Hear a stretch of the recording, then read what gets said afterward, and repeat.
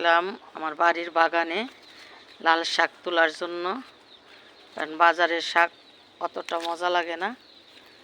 তাই রমজান মাস একটু ফ্রেশ খাইতে পারলে ভাল লাগে। তার জন্য কিছু লাল শাক সংগ্রহ করব। পানি দেওয়াতে শুয়ে পড়ছে, যে লাল শাকগুলো তুলতেছি।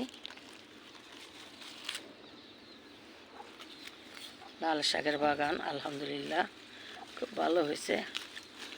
এখন তুইলা খাওয়ার পালা।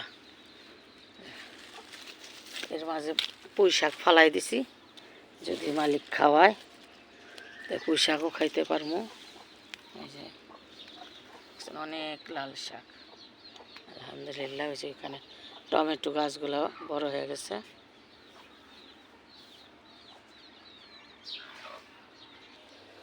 লাল শাকগুলো উঠায় নিয়ে আসলাম।